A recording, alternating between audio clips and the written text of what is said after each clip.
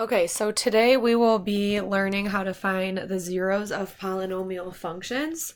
So up to this point, we have been able to find the zeros given that something is a zero. So for example, this warm up here, I want to find the zeros of this function given that -5 is a zero.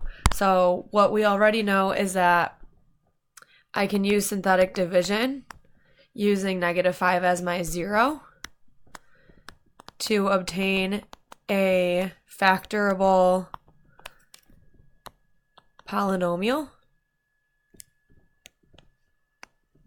So if I go through this synthetic division,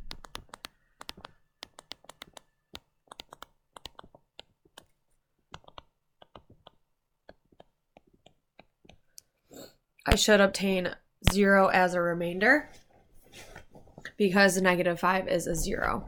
So this is my remainder, my constant, my x squared, my x cubed term. So my new polynomial is 3x cubed minus 11x squared plus 6x equals 0.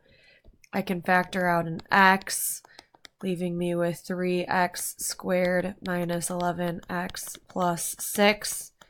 And then I should be able to factor what's inside. So if I multiply my a and c, I get 18. I want to add to -11. That's going to be -2 and -9. And from there, I can split the middle term. And this is, again, a review of what we've been doing. And then I could factor by grouping. So I can take out an x from my first group, which leaves me with 3x minus 2. I could take out a -3 from my second group, leaving me with a 3x minus 2. So I have my x outside, my inside factors into 3x minus 2, x minus 3. And if I set everything equal to 0, this is going to give me x equals 0. This is going to give me x equals 2/3, and this is going to give me x equals 3. So these are my remaining zeros, and then we already knew that -5 was a 0. So this is a little bit of a review. So for today, what we're going to learn is how to find the zeros of a function without any given zeros. Okay? So to start, we have the rational zero theorem. This gives us the possible rational zeros. So not everything is going to work here, but it's going to give me the possibilities. And to find the possibilities, I'm going to take the factors of the constant term and divide it by the factors of the leading coefficient. And that's going to give me the possibilities. So, for example here, my constant term is 4. Oops. I want factors of my constant over factors of the leading coefficient. And in this case, it's -1. So I want factors of 4 over factors of -1. Now factors of 4 are 1, 2, and 4. And factors of 1 are just 1. But each of these are going to have a plus and a minus in front of them because technically 1 and -1 is are factors of 4. So if I take all of these and divide them all by 1, my possible zeros are 1, plus or minus 1, plus or minus 2, plus or minus 4. And again, these are the possibilities. These are not going to give us our actual zeros. So again, we want factors of the constant over factors of the leading coefficient, which here is 1. So again, factors of 6 are 1, 2, 3, and 6. Factors of 1 are just 1. So again, if I take all of these and divide by 1, it's going to give me the original. Because anything divided by 1 is itself.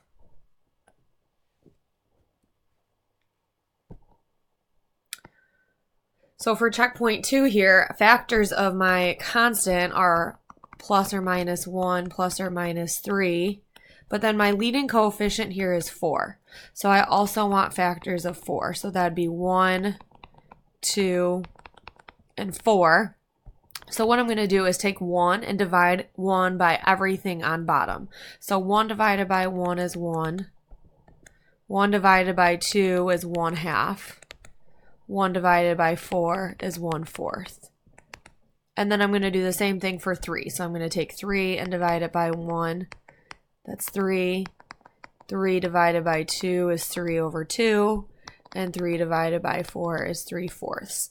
So when your leading coefficient is not 1 or -1, you're going to have some fractions in there. But again, these are the possibilities. Not all of them are going to work. So it looks like a lot, but it's not going to end up being that much. So once we have our possibilities, how do we determine which ones are going to actually work? We are going to use synthetic division to do that. And what we're looking for is a remainder of 0.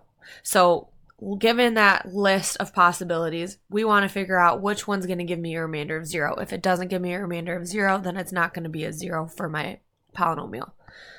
So here, again, I want my possibilities first. So my possibilities here, again, are factors of the constant over factors of the leading coefficient, which in this case is 1. So factors of 6 are 1, 2, 3, and 6.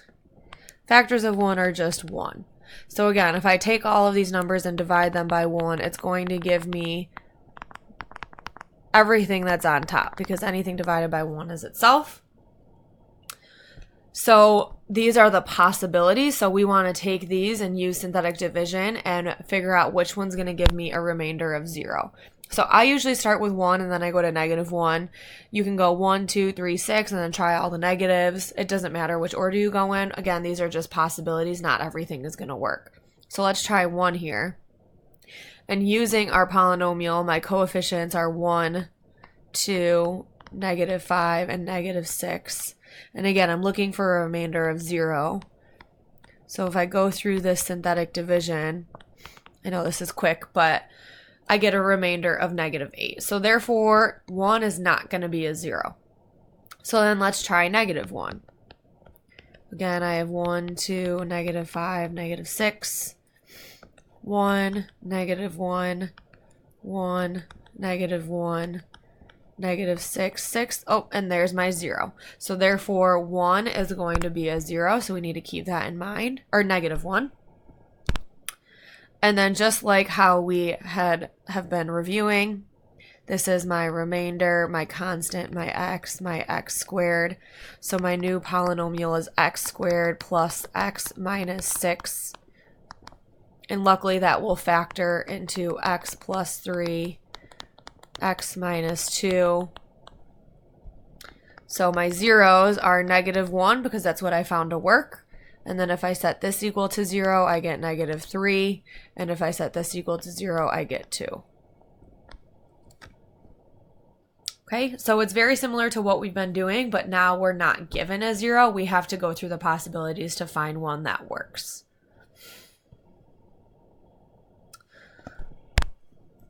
So again, checkpoint 3 here, I want to list my possibilities. Again, I want factors of the constant over factors of the leading coefficient, which again is 1 in this case. So my factors of 20 are 1, 2, 4, 5, 10, and 20. And then factors of 1 are just 1 and -1. So again, if I divide all these by 1, it's going to give me the same thing. So when your leading coefficient's 1, all you have to really worry about is factors of the constant.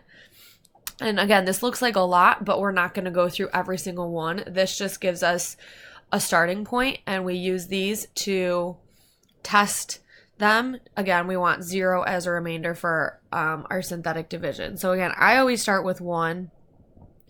You can kind of start wherever, but I usually start with 1 just because it's a small number. And again, my coefficients are 1, 8, 11, and negative 20. And again, I'm going to go through the synthetic division, and luckily our first try worked. So again, 1 is going to be a 0 here. And again, here's my remainder, my constant, my x squared. So the polynomial I'm left with is x squared plus 9x plus 20. And that will factor into x plus 4, x plus 5.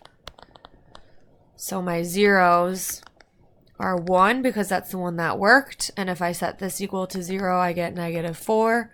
And if I set this equal to 0, I get negative 5. And that is how you find zeros of polynomials when you're not given any. I hope this made sense.